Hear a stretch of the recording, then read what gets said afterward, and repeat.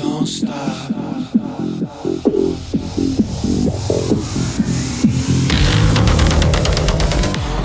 Hi, thanks for joining me on the Everything and Anything and a Bit Gay podcast. I'm your host, Zach Randalls Friedman, and I'm a bit gay. No, I'm a lot gay.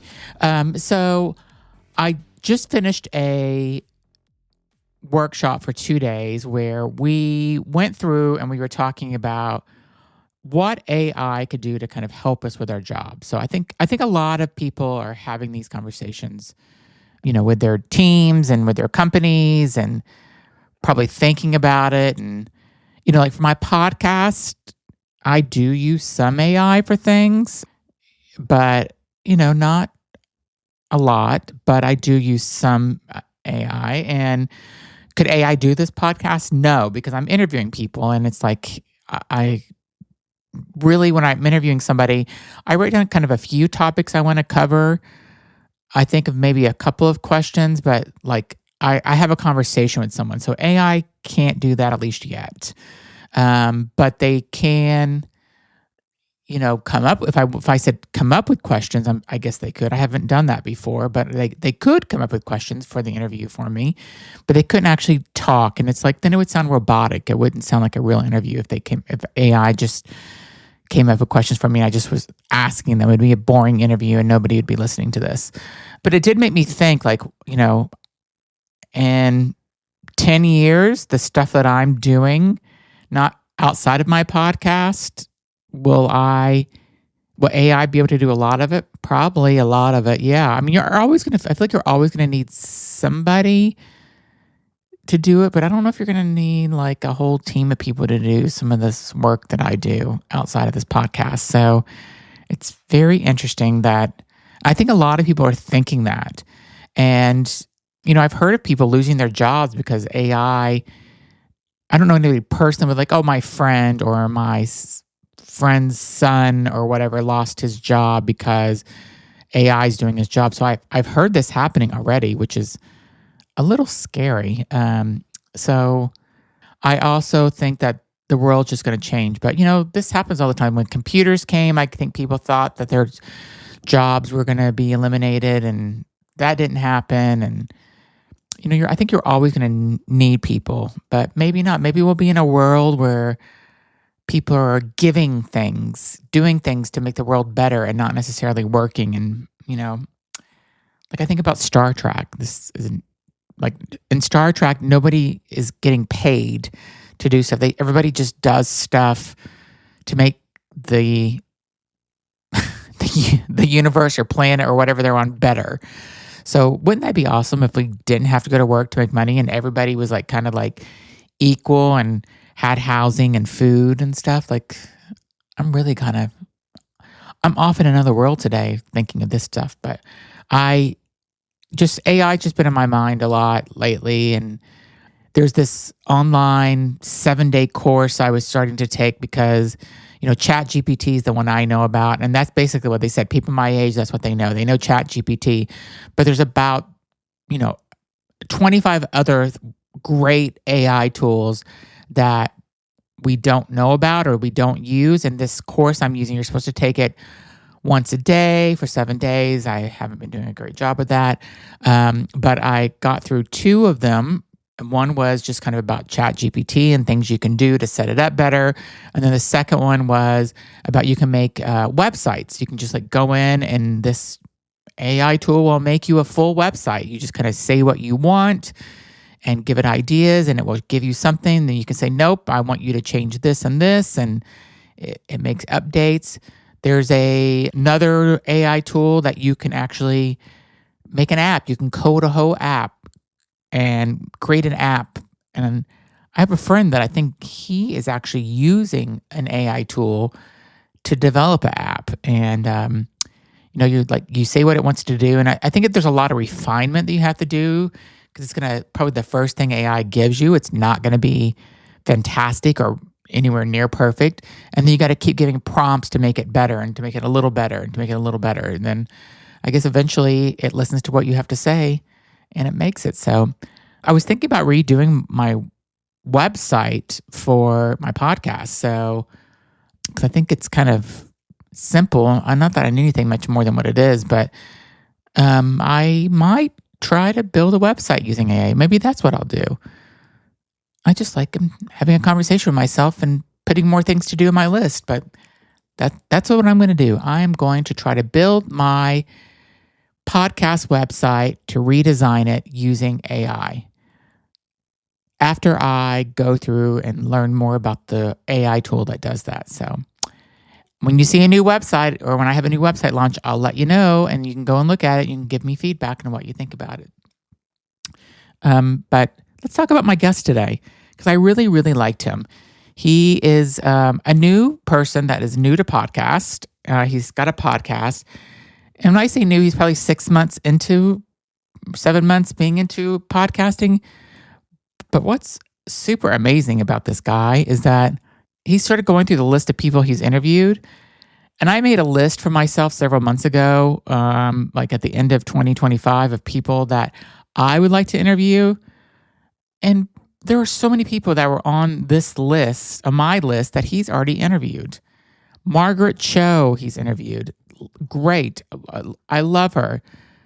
Jane Lynch wasn't on my list, but would love to interview her. He's interviewed Jane Lynch. He's got an amazing guest that he's had on, and he's a good interviewer. And he worked kind of behind the scenes in television, radio, I believe.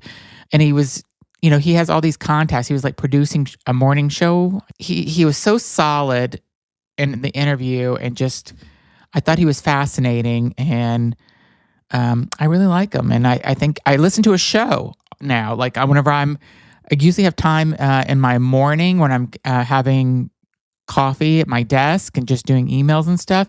And I'll tell Alexa to play a podcast. And now he's one of the podcasts that I listen to. And his intros are so good. So he does like what I'm doing now, where you're giving an intro before the podcast episode starts. And he's so timely with what he's talking about because he doesn't have a backlog of podcasts yet like I do, but he's really amazing at his intros and the way he interviews, and he's really great. His name is Kyle Ridley. The name of his podcast is Tangle with Kyle Ridley, and he's on all podcast platforms. So check him out. He's on my podcast list.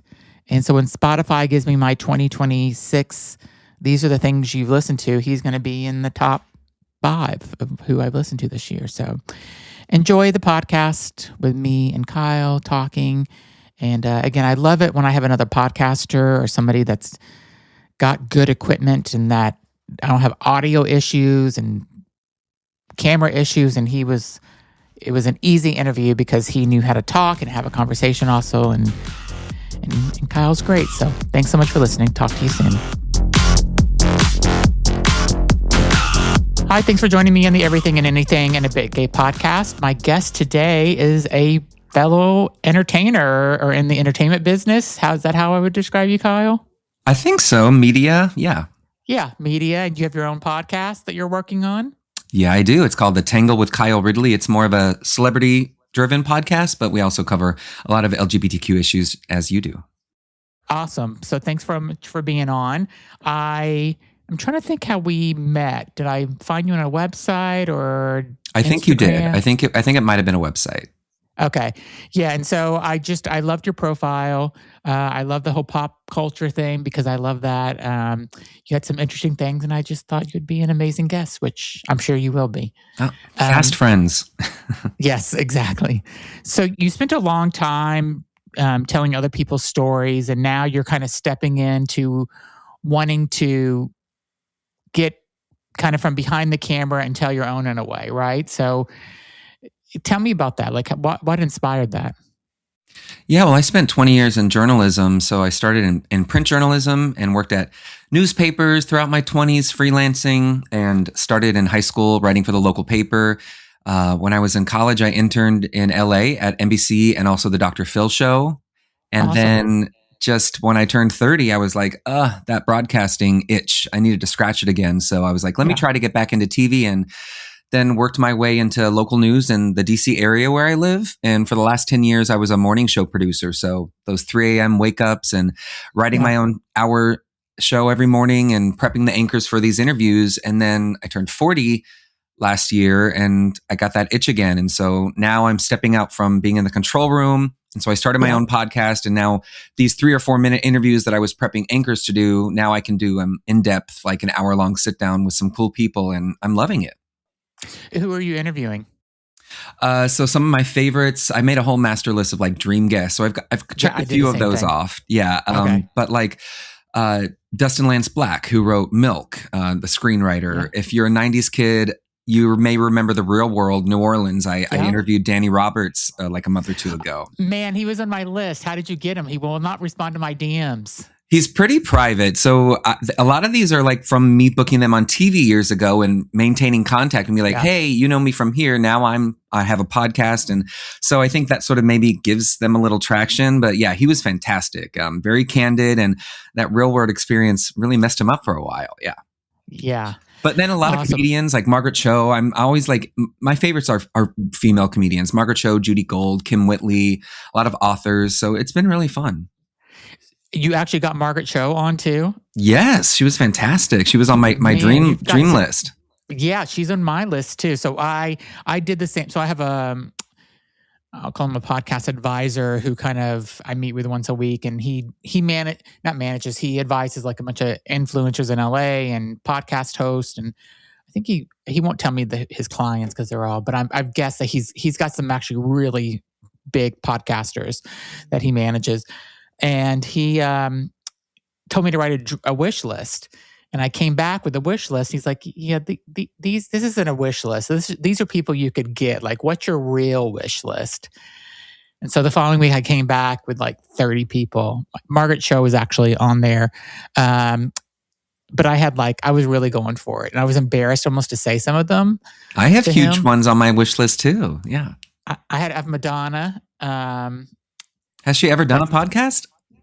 She just did a podcast with Jay Shetty. Yes. I listened to some of that. It was one of those spiritual talks. Yes, and I didn't mean, that's not at all the format or what I would want to talk about, but I'm glad she did it. She has a new record coming out, so there's a chance that maybe she'll say, I'll do a little bit of here and there, but yeah. I don't know. She'd be a tough one, but hey, keep your dreams alive. She would be a tough one because I don't usually get nervous during interviews. I think she would make me... I would be very nervous with her. She was my favorite growing up until about 10 or 11. And then I got into really, Alanis Morissette became my number one. But yeah, I mean, everyone loves Madonna. My gosh, we grew up with her. Yeah, exactly. And so so that's kind of my thing. But I'm so impressed you got Margaret Cho and it's just because you worked with them on your previous job? Yeah, just working in journalism for so long because I was always in charge of booking all my guests on the shows too. So I was always in touch with publicists and managers. And a lot of times it was people that were coming to the DC area to play comedy shows or music. So that's sort of how I maintain those contacts. So I'm sure you'll land her. She was delightful. And we'll be right back. Okay, and now back to the show. When you kind of look back at your time, whenever you were, working for the local news station in DC, I mean, how did that kind of help you build up? I want to call it courage in a way to kind of go off and like, all right, I'm 40. I want to do this on my own. Like it's my world now. Like, did that help you kind of seeing like these journalists and seeing these interviews and being behind in the control room to be able to feel confident enough to go out and be in front of the camera? For sure. And I also just think time and aging, you get more confident with age. But when I first started in TV, I think I suffered from I was fearful. I was like, I don't know enough. I'm too old to start over in my career. And I had some of that imposter syndrome. I struggled with a bit of that. Yes. I struggled with imposter syndrome. Like, oh, I'm not this guy on camera. So I never was on camera until recently. I just thought I'm behind the scenes. I don't have the personality. I don't have the drive to be on, I'm like sitting in the background, the wallflower, but by the time I was 40, I was like, stop caring what people think. I've been through a lot. You go through a lot as you age. You lose people. I'm divorced. So I think everything reshapes you and you realize what is truly like matters in life and what is make or break. And most Yeah. things are pretty small in the grand scheme. So put yourself out there and have fun. And what's the worst that's going to happen? You're going to trip up or not look great. Then you just improve the next time. It's just, things just don't matter as much. I swear we're on the same path, because I love it that you said you kind of lose people and you get rid of them. Because I've talked about this on my show a couple of times where when I turned 50, I like purged friends. Like I got rid of so many because I'm like, they're not, I don't know, something happened to me where I just like, I'm like, they're not, I don't need them in my life anymore, or they're not giving as much as I'm giving, or they're taking and not giving at all. And kind of just let some people go. Is that kind of what you were doing as well? Yeah, I think it's easy to recalibrate the older you get and realize I think I'm putting in more effort toward this friendship. And even if you take a step back, I found a lot of times like, will this person put in much effort if I take a step back and not just take the reins and sort of be the one fostering the relationship? And it's pretty fast to see who is in your true corner. I think I have a big social group. Like I have trivia groups. I have lots of friends that I go out with. But when it comes down to it, like who are these lifelong ride or dies and who are these ones that I'm having intimate conversations with that truly know me outside of laughs and having fun? It's not that many. And I think that's sort of how I've always been, just to have a core close-knit group of friends. And then everyone else is sort of fun. But maybe, I'm not as... I'm a little hesitant to really open myself up with people. So because you do lose a lot of people. So I have friends that I feel I'm a good judge of character and that are going to be there for the long one. And so those are the ones worth investing in. And it doesn't have to be a sad thing when friendships fall by the wayside. As you always hear, it's like friends are here for a reason, a season, or a lifetime. And I embrace those ones that are just here for a season because it's good times, but it doesn't mean you have to part on bad ways. They're just not, the lifelong people. Yeah. Yep, totally get it. Can we talk about divorce? Because, I think not that marriage is new for same-sex marriage or LGBTQ plus, but it's only been a little over 10 years that it's been legal federally. So, divorce isn't as common or heard about as much. So I have a friend that is going through divorce right now. How did that change you or I mean, I guess it's just like a straight couple would change, right? But like, tell me, like, what was the defining moment? You're like, okay, I got to step out of this. That's tough. So I've been divorced for about 3 years now, and we got married in 2015. So when it was like legalized, it was already previously legal in Maryland where we lived. So that wasn't a big deal, but we were together 12 years, married 8 years, and you changed so much from your 20s to 30s, 30s to 40s. And we were not the same people that we were when we met. I think I was 26, he was 30. And by the time we divorced, I was 38, he was 42, 44, 43. And gay relationships can be complicated. I don't think I really got out of my shell as far as being a gay man, probably until my late 30s, probably till my divorce. I was always so relationship oriented. I was in a 6-year relationship from 17 to 23, 24, and then met my husband at 26 and was with him through my late 30s.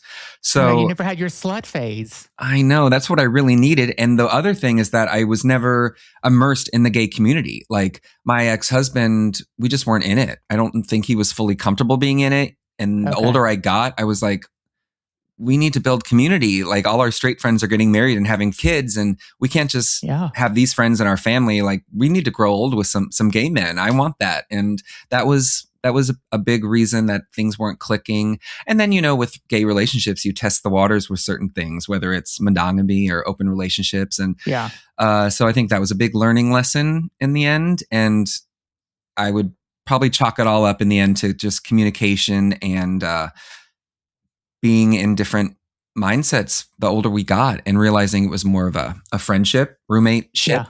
And looking back with more objectivity 3 years from now, you can see all the warning signs along the way that you just didn't catch. And now but just like friendships, you know how to improve upon them next time. So I don't have any ill feelings toward my ex-husband. We're not in touch.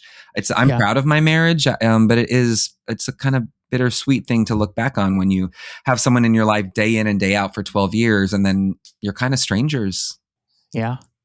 Let me ask you what you think about I feel like I have one couple that I'm friends with that are gay that are monogamous. Everyone else is in an open relationship, or they're single and they're on Grindr or Sniffies or whatever 24/7. I feel.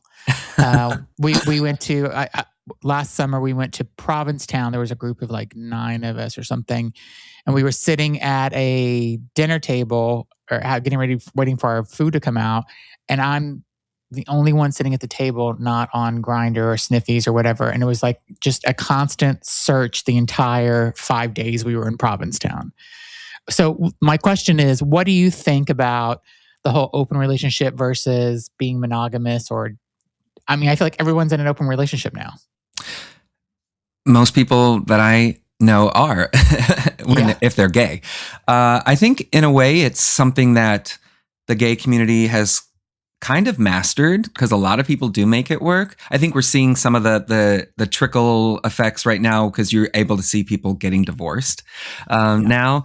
But as far as making it work, most couples that I do know that have been together many, many years who are open seem to have worked out the kinks. I think the thing that didn't work, or that I would probably have the most trouble with, is when you're in an open relationship that is emotional. So I read a book called Open Monogamy, and it's all about like setting the rules for you and your partner.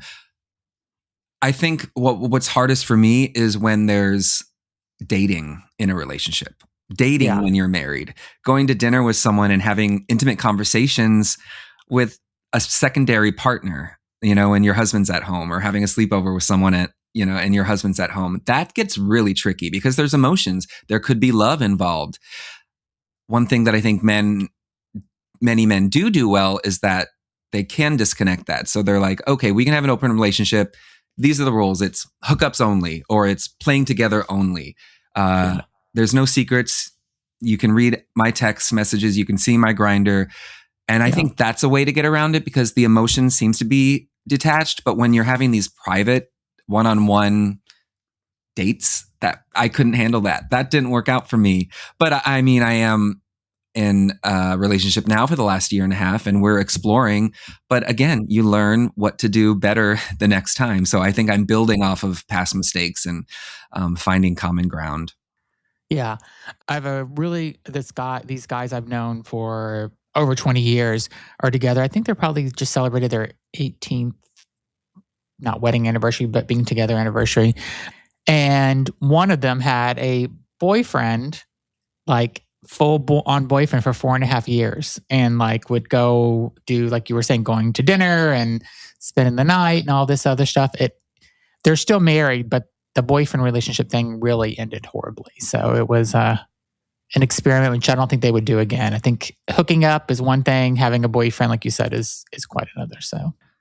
Yeah, because are you sharing the same things with your husband as your boyfriend? Is one thing that I learned is there are those secondary relationships, primary, but I think it gets muddled because when you're in a new relationship and you're like, oh no, they're secondary, it's also you're in that exciting new love phase. So you're actually probably more excited to be with them. Yeah.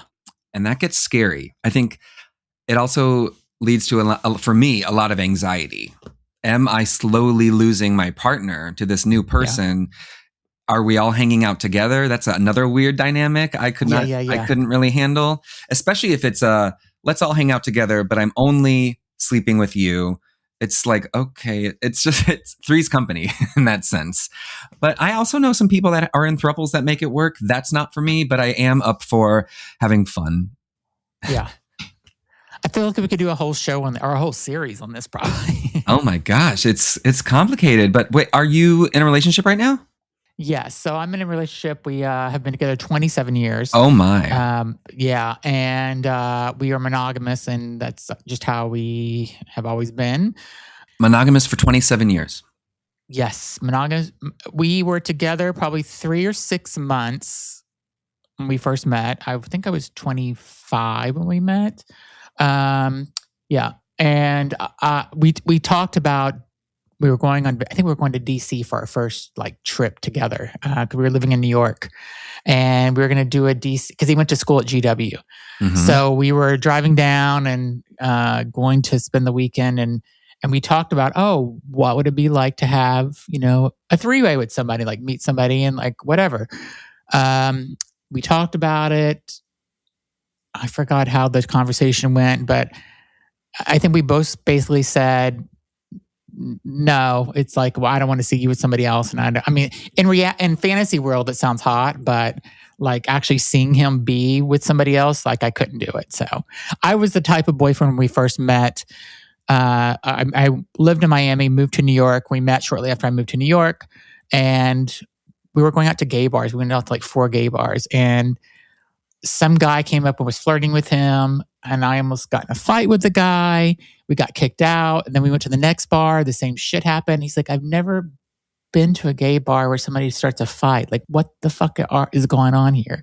I'm like, I don't know. I just get jealous. And so I think I had too much of a jealousy, which, I'm not jealous obviously like that anymore. I'm not starting fights in bars either. So No, we're a peaceful group, but I think that's beautiful that you've been monogamous forever. I actually thought I would be, like in my marriage and earlier relationships throughout my 20s. Again, you change. And I think the later in my 30s get, you, especially with more confidence, you sort of want to take on more and feel you can handle more, and maybe you feel yourself more. I think also body image with gay men for me specifically, I had a lot of body image issues throughout my teens and 20s and even early 30s that I didn't really feel comfortable being out there. I don't think I took my shirt off at the beach till I was in my 30s. So like sex and feeling sexual was not a big part of my youth. And I think with that confidence and being more comfortable in your skin, the older you get, it comes with a little more sexual desire. And so those conversations sometime have to be had. And I'm the same way with you. Like my first threesome, you probably used the wrong word, but like afterward, I was like, we had fun, but I was also like, that was also a little traumatic watching your partner with someone else. And you can get in your head a little bit. So the first time is a little tricky. Probably shouldn't have used the word traumatic, but I did. And but you learn maybe what worked, what do you not want to do next time, or so it does take a lot of practice. I'm kidding. Yeah. And when I say we've been together for 27 years, I'm not saying it's always been, rainbows and unicorns the entire 27 years. So there's been, and I should say that we've done 18 moves together in 27 years. My gosh. So we went to Switzerland for a year, and New York and Boston and Miami and Philly. I mean, we've done a lot of moving around for my job mostly. Okay. So I don't know. I feel like if you can survive 18 moves, you can survive anything. So. Yeah. Are you around the same age? He is 2.5 years older than me. Okay. 2 years and 2 months or 3 months. So but it sounds like you guys are on the same page with a lot of that. Yeah, we are. I mean, I mean, we've been together 27 years, and we're definitely an old married couple at this point. Went this weekend and we're looking to buy another house. We're renting now. We want to buy a house again. So, that's what we're thinking about. This is the house that we'll live in for the rest of our lives, maybe. That's beautiful. Do you have pets? But we have cats. Okay. What about you? I have 3 rescue dogs. Yeah. Okay, cool. So I don't know. We'll see what happens with the house, and we're not leaving the Boston area. I just can't leave again. I can't do a big move again. I don't have it in me. So we'll find your forever home. And we'll be right back. Okay. And now back to the show. I want to go back and ask you a little bit more about your work, because you won an Emmy. Yeah, I've won 2 local Emmys, but in the DC area. That's amazing. So how did that must have been life-changing. I mean, yeah. Well, so when I worked at local ABC a few years ago, I produced the morning show, and then I also helped develop a couple shows. So I produced a pet show. I produced an educational show that we did for students during the pandemic when everyone was homeschooling. And then I created a show called The Mother Side, which on our morning show, we used to have a lot of local moms come in, and I've always just been drawn to moms. I'm a one of 6. I'm the oldest of 6 boys and very close with my mom. And so I started building this community of moms that would come in once a week and have these panel discussions. And then I pitched the news director, let's create a pilot, like a 30-minute presentation. And then we ended up making 15 or so episodes of these Mother Side episodes. And I submitted it for the local Emmy for Best Interview Series, and it won. And that was just fun. And I'm still in touch with so many of these women. Awesome. I think moms are just a treasure. They're just a global treasure. Yeah. So they talked about the highs and lows of parenthood and everything that's going on. And then when I was at my last station, I won the Emmy for Best Live Producer of the Year. Wow. That's amazing. You should be so proud of that. I am. I mean, I'm not one to be in the spotlight like that, but it was exciting. I didn't go to the event. I stayed home and watched it on YouTube, but it was fun to see my friend pick up my Emmy and smile for the camera. Do you wish that you would have went? It's not really my thing. Okay. It's fun to get them, but no, I don't need to get all dressed up and go to an award show. I love watching them. Watched the Golden Globe last night for sure. And they have a podcast category now, which I think is amazing. Yeah, Amy Poehler won. She's fantastic. Yeah. Yes. Yeah. I want to ask you about working with Dr. Phil. How was that? Because now where he is today as Dr. Phil was not probably the same Dr. Phil you worked with. No. And I remember I was in my final year of college and I was applying for internships and I got the call like 2 weeks before and they were like, can you come? And I lived here and I was like, okay. And I literally just packed up my car and drove across country, interned there for 3 months and never met him. So that says something. No, just worked on the producer teams and saw him walking around, but he never did like a formal meeting with the interns. But like, that's not the type of show that I really long to work on, but it was a good experience. It was fun. Yeah. I think it was interesting to see these national shows have like 30, 40 producers and like 4 working on an episode at a time. And then to go into local news where I was doing my own show every day by myself and booking 5 or 6 guests. So it's cool to see it's interesting to see these national shows, how much goes into them and then what little resources you have on a local level and what you can still get done and the people you can still book. But I wouldn't say Dr. Phil was my favorite experience. No. What do you like doing like what you're doing now? And are you doing it all yourself or do you have help? I do it all myself. So I produce, I book, I edit, and then I do all the social media clips. So it takes a while to, I think, build an audience. The market is so saturated. But I'm having fun, and the guests I'm getting for not being a big name are pretty awesome. I'm trying to think of some other people I've had on, like Danny Pellegrino, like one of my favorite podcasters, Judy Gold, one of my favorite comedians, Phoebe Robinson. Next week I have Naomi Ekperigin. I have Tiffany from the 80s. She was just on. Oh God, she's really like all over my TikTok now. Yes, and she was fantastic, and she's still out there wearing the 80s outfits and performing. I think we're alone now all over the world. So it's fun to see who you're talking with, and like Tom Arnold was on my show last week, and to like to try to talk to someone who's been in the industry for 40 years and condense that, it's always a fun challenge, like to do all the research and figure out what can I talk to them about to encapsulate their entire career. It's a challenge, but I love it. Did he bring up Roseanne at all? It was a big part of our conversation. He was so candid about like who Roseanne is then and who she is now and all the politics and Trump and because he's very anti-Trump. And then we also spoke about like his time on Roseanne where he was trying to get off drugs and was very fidgety. And now he's a single dad with 4 ex-wives and he was very candid. Yeah. But like other people, like Candace was on my show last week. If you like Real Housewives, which I never was watching, but I just got in last year. So I've like watched dozens and dozens of Housewives episodes. They are pretty addictive. They are addictive. I had Leanne from the Real Housewives of Dallas on my show, and that episode did so well. And she was so real on my show. Like she didn't care what I asked. I could ask her anything I wanted. And I'm like obsessed with Dorinda Medley right now. I'm like, I want to talk to her. Yes, Dorinda, I think would be an awesome guest. Any other housewife you would like to do? I'm in touch with Monique Samuels because I used to work with her a lot in DC. So I know like all the Potomac housewives. I actually used to work with Ashley Darby for 2 years because she was a co-host on one of my morning shows. And I worked with Stacey Rush for a year, who's now getting all the coverage as this QV. Really nice to work with. And I think I was the first one to put her on TV. She started actually in those mom panels that I was booking. And then now look at what she's become. But I'm not a super big reality star, but I'll do my research and have fun. Yeah. Like Carson Kressley was on my show. Ross Matthews, he's a big influence. Oh, yeah. Yeah.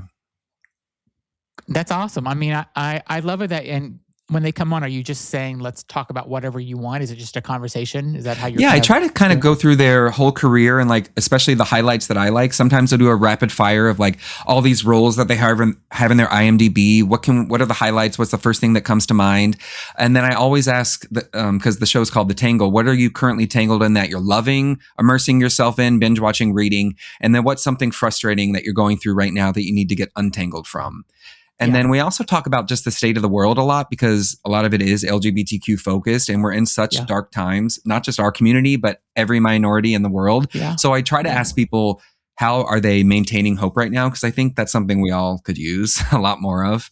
And we have some pretty incredible answers. So it kind of levels us as well. I love the whole Real Housewives of Potomac, how they're all coming out, they went to the Pride Parade and a couple episodes ago. And just like, I love how the Real Housewives of Salt Lake City are all very, except one of them, I think, they're all very pro LGBTQ plus. So it's just absolutely, it's kind of amazing. And Leanne from the Real Housewives, I met her when I lived in Dallas for a year and a half, which wasn't fun. But she was at all these events. She really is who she says she is who she really is, because she was such a supporter of the community. So she's pretty amazing. Yeah. I loved how Potomac went to Pride, and they all the Potomac housewives, they're all very LGBTQ Pride plus. I think most of the Salt Lake girls are. Definitely Heather Gay, definitely Meredith Marks. She's always out there at Pride events and championing. Bronwyn is 100%. Oh, for sure. Yeah. Yeah. And they really all have to be. They're working with Bravo. I'm sure all their makeup artists are gay. I can't imagine them not being, but then that also, I don't think always translates to who they're voting for. Exactly. Like there were some Real Housewives of New York that I was actually a little disappointed in when I found out who they were voting for. And then Orange County, this is the same thing. Ramona. Ramona. Yeah, she's disappointing. So that's how it goes. What kind of, whenever you're talking with somebody, what's the moment that stuck out the most to you whenever you were talking with somebody? You're like, oh my God, I can't believe this person just shared that. That's amazing. Or you were shocked about what they shared. Everyone is pretty candid. If they're agreeing to sit down with you for 40 minutes or an hour, I think they're pretty open. I don't usually get notes of please don't bring this up, which I love, because I would respect that. I'm not a gotcha type of journalist. I'm not here to make any drama. I think a lot of Tom Arnold was very candid about his drug use, and me blatantly asking, is it true that you were high in some episodes? Because you seem very fidgety and anxious. Jessica St. Clair recently talking about her cancer journey when she had breast cancer and was filming shows, and right after having a baby. Health stuff is always interesting for me when people open up about that, because it is so personal, and to sit across from someone and have them spread their guts to you is pretty. It's an honor. I think. And then a lot of times we're talking about failure, because especially in the entertainment industry, it's just full of rejection and things that didn't work. And a lot of these, maybe I'll talk about a show that they were on that I love that was canceled too soon.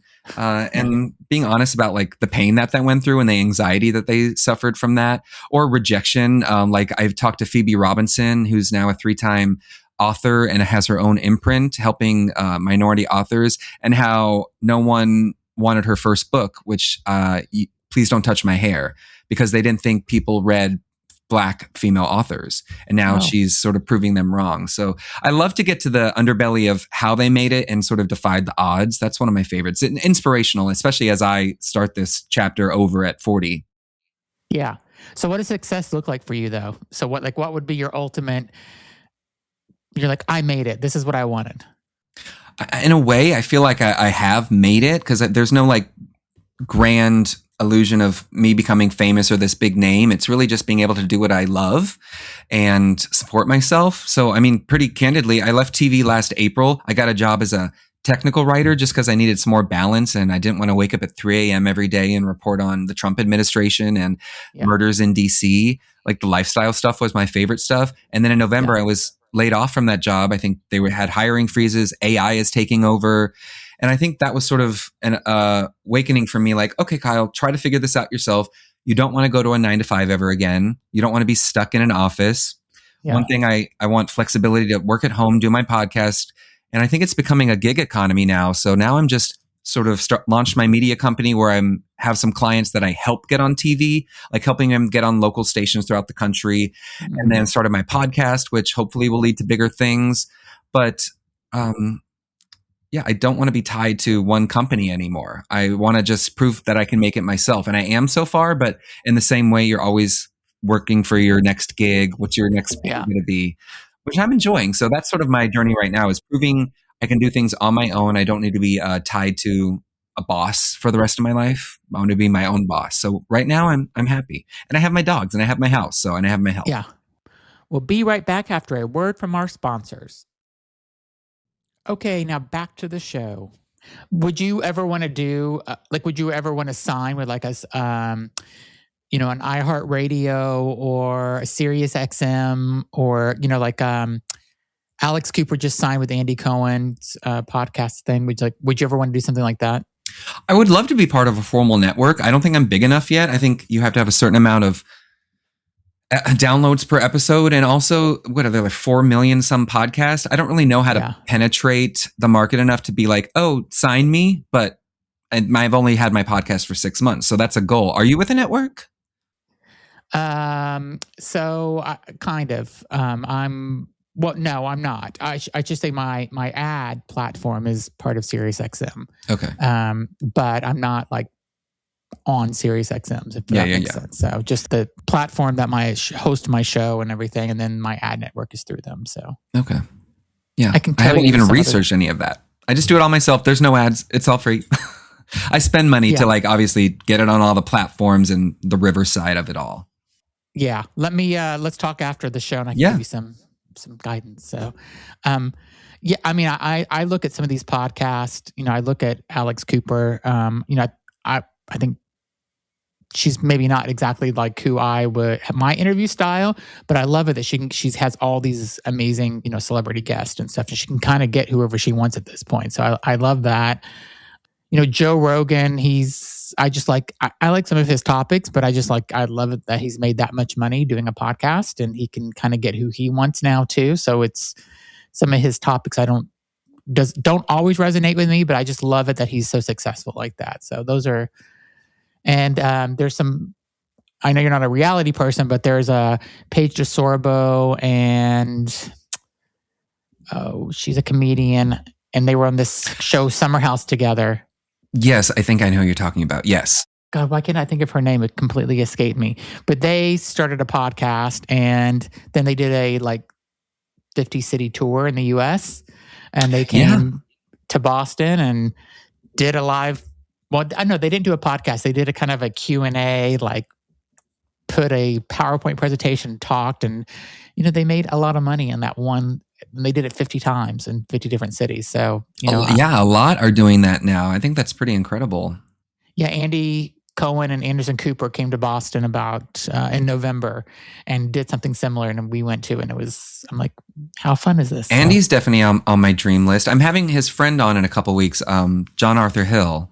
Oh my God, John is so hot too. Oh my gosh, yes, they're exes, right? They are, but they're really I kind of wish that they were together, and there's rumors, but they're definitely not together. But John he is so hot. He's so hot. I think Andy likes a younger guy. Yeah, he does. Yeah. Andy dated one of my friends that lives in Boston. So he was younger. So, well, Andy also owns his daddy vibe. Oh yeah, he totally owns it. Yeah. And I thought he looked great on New Year's. People were like, oh, he had work done. I'm like, no, I think he just had some makeup on. Maybe he said he got some Botox. And lost a lot of weight. And he also is on GLP-1s or something. Yeah. Yeah, exactly. And his hair it's longer. I thought he had a... Yeah, I don't think he's trying to fool anyone. He's very honest. No, he'll let us know. Yeah, I think it's so funny whenever I just read some of these comments about what people say. Are you getting any kind of trolls or anything on your comments on things whenever you're posting clips? Not really. Sometimes I'll get trolls if I post a clip of a political clip, like Judy Gold, who is a very outspoken comedian, and we did touch on some politics and the Israel-Palestine situation. So that's obviously going to get some division. but I usually try to make my clips pretty fun. And if there's anything negative said, it's usually about the person I interviewed and their comment. Yeah, there's this guy, I don't know, you may even know him. His name is Benjamin Smith, and he is a realtor here in Boston. You have to go to my Instagram page or go to him. I think it's Ben on the bill. And he is a real estate guy who's 38 years old, and he wears full foundation makeup, long nails, and he goes and gives apartment tours. Like he gives a quick, in East Boston is mostly where he focuses. And everyone knows him in Boston. And so when I went to the Anderson Cooper Andy Cohen show, I'm looking at my Instagram, I'm showing my friend Amy. I'm like, oh, do you know who Ben is? She goes, oh yeah, of course. And there's a guy sitting behind us. He's like, oh, I made a comment on, I got like 5,000 likes on my comment on his Instagram.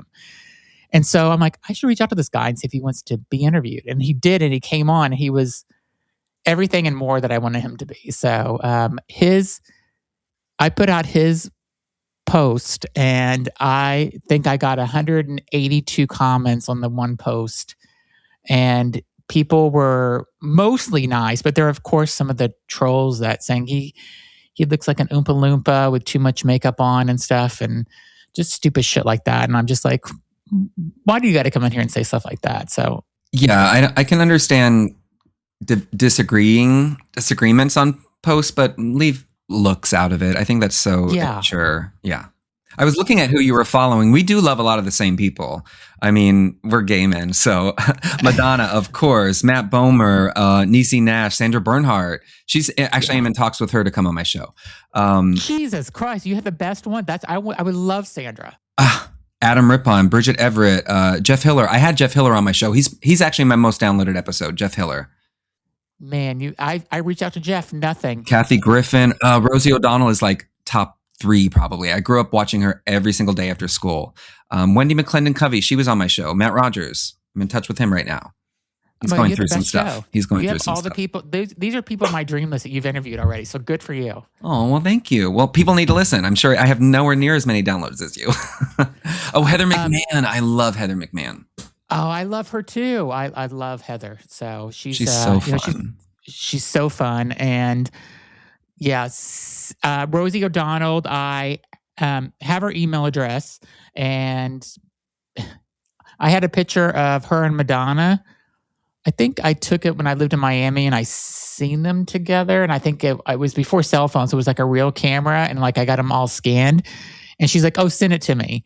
And so she says, here's my email. So I had her email, sent it. And then like, I don't know, maybe 6 months ago, I sent her an email. I'm like, hey, I sent you this picture of you and Madonna that you wanted, and you posted it on your Instagram or your TikTok or whatever. Like, do you want to come on my show? And zero, nothing. She reads her DMs though. I see. I've sent her stuff and it always says seen. She's always on social. Oh my gosh. Always on social. So yeah, I would love to have her on, but you've had some amazing people. Tell everyone what the name of your podcast is again, and I will also put a link to your podcast in the description of this video or podcast so people can go check you out. Thank you. Yeah, it's called The Tangle with Kyle Ridley. So we're always tangled in the highs and lows of life. We like to go deep and then we go shallow. We cover it all. Cool. And anything... So I avoid politics. I try to avoid politics as much as I can. Do you kind of just you get into whatever? I don't talk politics. I think my listeners know my politics, but as far as politics go, I sort of just refer to the world in general being a dumpster fire and asking people, how are you maintaining hope? How can you give us some hope? Yeah. And then we just talk about gay stuff and heated rivalry. Okay, so can we talk about that? And then who's your favorite? Definitely the Russian. Connor's my favorite. Okay. Francois is my favorite. So Scott is my favorite, but then Connor. I mean, I think Connor should win an Oscar someday. He's a fantastic actor. He's so good. So I watched the first episode of Heated Rivalry, and I'm like, it's getting me. It turned me on, and that was it. And I was just like, this is like softcore porn. So like, I'm not into it. And then I have 2 straight friends that are girls, and they're like, "Oh my god!" I'm like, "You're watching this, right?" I'm like, "No, I barely got through the first episode. Like, it's just like I think it's they're like, no, you have to watch it. How could you not watch it?" And then I started watching. I started looking on social media, and it started coming up how all these straight guys are watching it and loving it, and how all these women are watching it, and I'm like, all right, maybe I'll give it another chance. So when I got to episode 3 and then 4, then 5, I like died. I couldn't believe episode 5. And then the cottage episode with the 6th episode. So like, beautiful. It's such a good story. I love that the world is like, it's unprecedented how much the world is embracing this show. We need it more. I think it's speaking volumes. I hope people listen, but Yes. It's such a beautiful show episode 5, I think it's the highest rated episode of all time now, as far as like ratings. Yeah. Exactly. And I'm perfect so 10. happy. It's perfect timing just where we are with the world, especially, with everything that's happening and stuff. And it's kind of giving me a little bit of hope with things. So of course. Oh my gosh. Yeah. And I have a crush on all of them. Who is your current celebrity crush? That's something I also ask a lot of my guests. My favorite celebrity crush is definitely Jacob Elordi. Oh, okay. Yes. He's gorgeous. My gosh. Tall. And another fantastic actor. He just disappears in every role. Yeah. He was up for a, what was on last night? The Golden Globes last night. And I'm just like, God, I just hope he does it just so I can just see him. But he did win a Critics' Choice Award, the week before. So I got to see him, and he's going to be in Euphoria, which is coming out, I think, in a few months or something. So I can't wait for that. But who's your favorite? And I love Euphoria, but I didn't really fall in love with him until like Saltburn. Okay, yeah. My biggest celebrity crush right now is Paul Mescal. Okay. He's just gorgeous, and he's such a beautiful actor. And I loved him in Normal People a few years ago, and all the choices he's making, they're all just beautiful. I need to see Hamnet. I haven't watched it yet, but I think he's incredible. But I also love older gentlemen as well. So Francois he did Rivalry. He's 40. Most people don't know that. I also love old. I know. Well, I'm 41. I also love a Jon Hamm. I love a daddy vibe. I love a Jon Hamm too. Yes. Yeah. We love a daddy. I mean, give me a hairy chest. Someone with a hairy chest and a beard. I'm here. Okay. What if Andy Cohen knocked on your door? Would you open it? I think Andy Cohen is gorgeous. I think we might not be sexually compatible based on what he has shared, but I think two daddies can have fun. Yeah. Yeah. Matt Rogers is also gorgeous. Yeah, he just announced his relationship. He actually just got in a little bit of trouble though, because I know he's okay. He's sorry. It was just a slip up. Yeah. And people don't really get canceled anymore. Like, yeah, that was like a thing. They come back now. Yeah. And Kathy Griffin came back, and I'm so happy she came back because... Me too. I want to get her on my podcast. I interviewed her many, many years ago, like when I was in print journalism, but they were all phone interviews. But she is doing a lot of press because she's going on another like 50-city tour, and she's not selling out everywhere. So she's very open to talking. I know she always gets in trouble, but she's so like, fuck it at this point, which I respect. Yeah, I know. I respect it too. And I just respect her. And I think she's so funny. And, I wanted Nikki Glaser on my show also, but I think after she did she killed it last night, and she was so good. I'm like, she's going to be too big now. So, but funny story. She's my favorite comedian, and I used to listen to her podcast every day. She had a daily podcast, and before the roast that she did a couple years ago, that Tom Brady roast, she was responsive. Like, you could DM her and you could message her. And she used to even have a thing on her podcast where she was like, if you're a bestie of the podcast, just let me know, DM me, and I'll let you come and do a meet and greet at the show. And so I met her on my birthday a couple years ago. And then she did my morning TV show a couple times and was always so talkative. And as soon as that Tom Brady happened, I DM'd her. I said, you're going to get too famous. And now she is. She's too famous. Yeah. she killed it on the Tom Brady roast too. She was the funniest one out of all of them. She is. She's a master, and she's in her 40s now, and just someone who just gets better and better and better. Yeah, I loved her reality show too. Her boyfriend's hot, Chris Convey. Yeah, he is hot. He is short king. Yeah, exactly. Kyle, you're amazing. I'm so glad that we got to talk. We'll have to. We'll keep in touch. we definitely need to keep in touch. And if you're ever in Boston, please come. I'll take you to dinner for doing my podcast. So thank you so much. I'll have to go. Yeah, I've actually never been to Provincetown, so. What? It's on my list. I know. Well, I told you I wasn't like super in the gay scene up until 3 years ago. Okay, we definitely need to talk off the air because there are certain weeks that you should go that you will be a hit with all the boys there. So yeah. Well, Judy Gold, she does like a residency there in the summer because she lives there in the summer. So I have many reasons to go. Yeah. See, I go to Rehoboth. That's where I go. Yeah, I've been to Rehoboth maybe once or twice. It's completely different vibe though. Yeah. But Provincetown also is getting.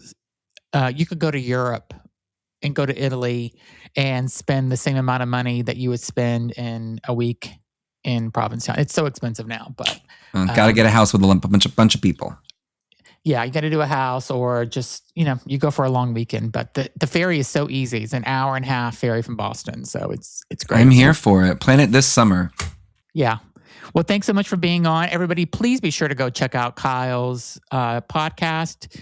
I mean, you can hear his list of guests that he has. It's amazing. And he's been in the industry for a long time. So it's an amazing show. So please support Kyle. So thanks so much for being on, Kyle. Thank you, Zach. Really appreciate it.